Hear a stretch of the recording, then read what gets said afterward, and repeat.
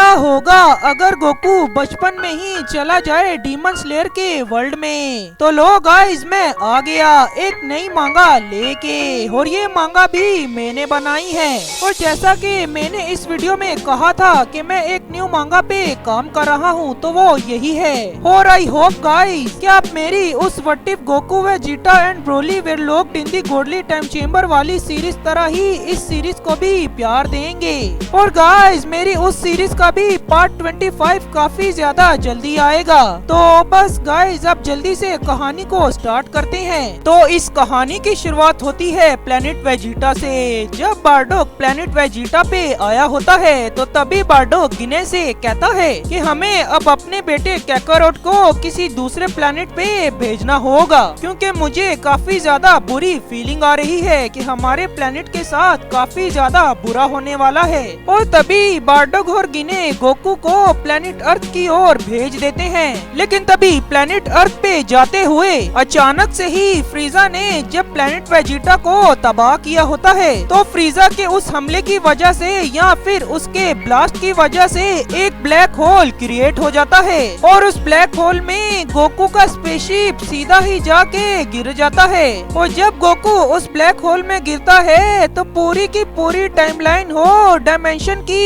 ऐसी तैसी हो जाती है। और वो ब्लैक होल गोकू को सीधा ही ले जाता है शिनोबिस के वर्ल्ड में। मेरा मतलब डीमन स्लेयर के वर्ल्ड या फिर डायमेंशन में, जब अर्थ के ऊपर ही शिनोबिस हुआ करते थे कई हजारों साल पहले। और जैसे ही गोकू का स्पेसशिप डीमन स्लेयर की अर्थ से टकराता है तो वहाँ से तांजीरो की मॉम गुजर रही होती हैं, और वो गोकू को रोता हुआ देख काफी ज्यादा निराश होती हैं। और वो फिर कहती हैं, ये बच्चा तो काफी ज्यादा प्यारा है, आखिर इसे यहाँ पे किसने छोड़ा होगा। और जब तांजीरो की मॉम गोकू को उठाती हैं तो वो काफी ज्यादा खुश हो जाती हैं। और तांजीरो की मॉम गोकू के पेरेंट्स को ढूंढने लगती है, पर तांजीरो की मॉम को गोकू के पेरेंट्स नजर नहीं आते।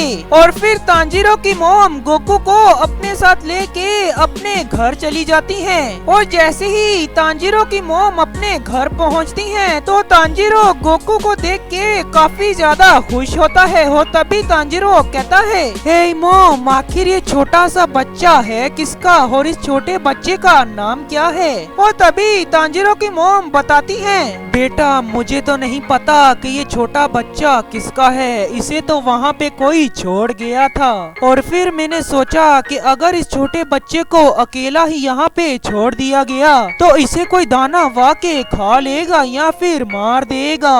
और इसी वजह से तांजीरो मैं इसे अपने साथ ले आई। और तभी अचानक से ही वहाँ पे तांजीरो के पापा भी आ जाते हैं, और वो भी गोकू को देख के कहते हैं, ये बच्चा तो सच में ही काफी ज्यादा प्यारा है। और तभी तांजीरो का डैड अपने मन में कुछ कहता है, अच्छा किया कि इस छोटे बच्चे को यहाँ पे ले आई, नहीं तो वो डीमन अगर इस छोटे बच्चे को उठा के लेके जाते तो एक और डीमन पैदा हो जाता। और तभी तांजीरो अपने मॉम और डैड से कहता है, मॉम डैड हम इस बच्चे का आखिर क्या नाम रखें। और तभी तांजीरो गोकू का नाम सोचने लगता है, और फिर तांजीरो बताता है कैकारोट का नाम, और तांजीरो कैकारोट का नाम गोकू ही रख देता है। और फिर हमें दिखाया जाता है कि कुछ साल बीत चुके होते हैं और गोकू काफी ज्यादा बड़ा हो गया होता है। और गोकू तांजीरो के डैड के साथ जंगल में लकड़ियाँ काटने के लिए गया होता है। और काफी ज्यादा लकड़ियाँ तोड़ने के बाद वहाँ पे रात हो जाती है, और गोकू पहली बार फुल मून को देख लेता है। और गाइस फिर तो आप सबको पता ही है कि अब क्या होना है, तो गोकू उजारू में बदल जाता है। तो तांजीरो के डैड ये चीज देख के काफी ज्यादा शॉक्ड होते हैं। और तभी तांजीरो के डैड कहते हैं, क्या अभी अभी ये बच्चा क्या ट्रांसफॉर्म हो गया, वो भी इतने बड़े बंदर में, इसका मतलब ये बच्चा कुछ और है या फिर ये भी कोई डीमन है। और तभी तांजीरो का डैड गोकू के उजारू वाली फॉर्म के पीछे आ जाता है, और तांजीरो के डैड गोकू की कमजोरी को ढूंढने लगते हैं। और तांजीरो के डैड को गोकू की कमजोरी मिल जाती है, और वो गोकू की टेल काट देते हैं, और फिर गोकू अपनी नॉर्मल फॉर्म में वापिस आ जाता है। और तभी तांजीरो का डैड कहता है, इसका मतलब इसके फादर और इसकी मदर ने इसीलिए लिए इस छोटे बच्चे को छोड़ा होगा, क्योंकि ये बच्चा इतने बड़े बंदर में बदल गया, या फिर ये भी डीमन है। और तभी फिर से कुछ साल बीत चुके होते हैं और इसमें तांजीरो और गोकू काफी ज्यादा बड़े हो गए होते हैं और तांजीरो के डैड पता नहीं कहाँ पे चले गए होते हैं। और फिर हमें दिखाया जाता है कि तांजीरो लकड़ियाँ काटने के लिए जंगल जा रहा होता है, लेकिन तभी अचानक से ही गोकू पीछे से तांजीरो को आवाज लगाता है और फिर गोकू तांजीरो से कहता है, हे मेरे बड़े भाई, क्या मैं भी तुम्हारे साथ लड़कियाँ काटने क्या बोला तूने? के लिए जा सकता हूँ। और तांजीरो गोकू को देख के हंसता है और वो फिर गोकू से कहता है, चलो मेरे भाई, दोनों साथ में चलते हैं। और गोकू दौड़ के तांजीरो के पास आने लगता है और तांजीरो गोकू की स्पीड को देख के काफी ज्यादा शॉक्ड होता है। और फिर हमें दिखाई जाती है तांजीरो की बहन नेजुको, जो तांजीरो से कहती है, गोकू और तांजीरो, तुम दोनों ध्यान से जाना और तुम दोनों अपना ख्याल रखना।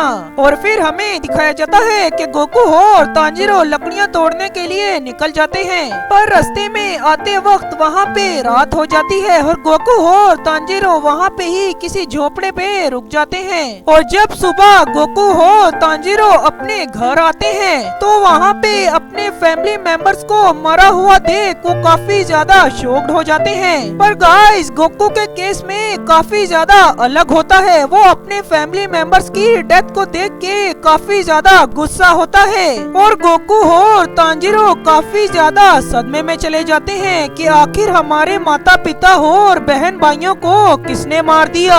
और गाइस, तांजीरो इतना ज्यादा सदमे में चला गया होता है कि वो हिल भी नहीं पाता, पर वहीं खड़ा गोकू इतना ज्यादा गुस्से में चला जाता है कि वो अपने गुस्से में ही काफी ज्यादा रेज करना शुरू हो जाता है। और इस वक्त गोकू इतना ज्यादा गुस्से में होता है कि वो पहली बार अपने सुपर सैयन ट्रांसफॉर्मेशन को अनलॉक कर लेता है। और तांजीरो गोकू को उस तरीके की ट्रांसफॉर्मेशन में देख के काफी ज्यादा डर जाता है और तांजीरो ये समझता है कि गोकू भी एक डीमन है। और वो देखता है कि नेजुको तो जिंदा है और वो नेजुको को उठा के वहाँ से भागने लगता है, लेकिन तभी अचानक से ही नेजुको को होश आ जाता है और वो तांजीरो पे हमला बोल देती है। और फिर तांजीरो ये चीज नोटिस करता है कि मेरी बहन नेजुको तो डीमन में बदल चुकी है। और तभी अचानक से ही वहाँ पे एक हशीरा आ जाता है और वो हशीरा और कोई नहीं गियू होता है।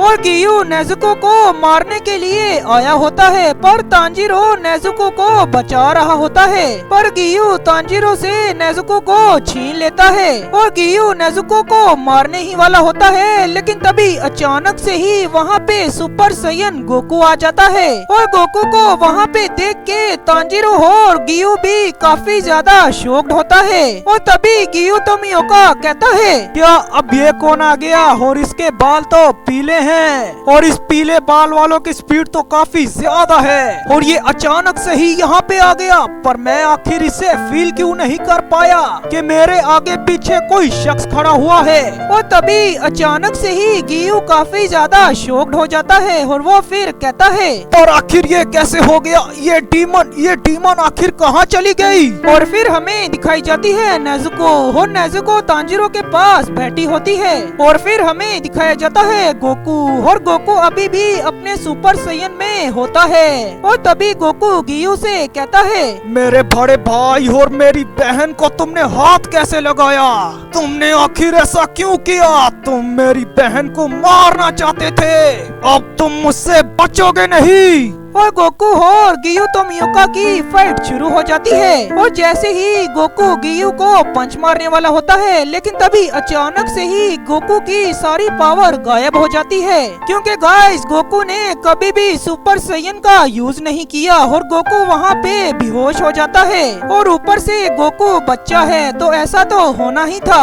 और फिर हमें दिखाया जाता है गियू नेजुको और तांजीरो को सीधा ही जाके बेहोश कर देता है। और तभी गियू कहता है, ये डीमन लड़की और दो ये बच्चे, ये तीनों तो दूसरों से काफी ज्यादा अलग हैं। ये डीमन इन दोनों को बचा रही थी और वो दूसरा बच्चा पीले बालों वाला अब उसके बाल काले हो चुके हैं। और गियू वहाँ पे ही खड़ा रहता है और जैसे ही तांजीरो को होश आता है तो गियू तांजीरो को बताता है अपने मास्टर के बारे में। और तभी गियू कहता है कि तुम्हें उनसे ट्रेनिंग लेनी होगी डीमन स्लेयर बनने के लिए। और गियू नेजुको के लिए एक बकेट भी बना के देता है कि वो धूप से बची रहे। और फिर तांजीरो, नेजुको और गोकू गियू के मास्टर को ढूंढने के लिए निकल जाते हैं। और तभी तांजीरो, नेजुको और गोकू एक टेम्पल को देखते हैं और वो तीनों ही उस टेम्पल में जाने लगते हैं। और जैसे ही वो तीनों उस टेम्पल के अंदर जाते हैं तो वो तीनों उस टेम्पल के अंदर देख के काफी ज्यादा शॉक्ड हो जाते हैं।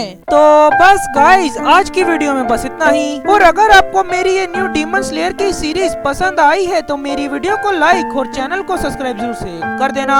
इस वीडियो पे दबा के अपने प्यारे कमेंट्स भी जरूर से कर देना और इस वीडियो को अपने बेस्ट फ्रेंड्स के साथ दबा के शेयर भी जरूर से कर देना। मैं आपसे मिलूंगा अगली वीडियो में, तब तक के लिए सायोनारा।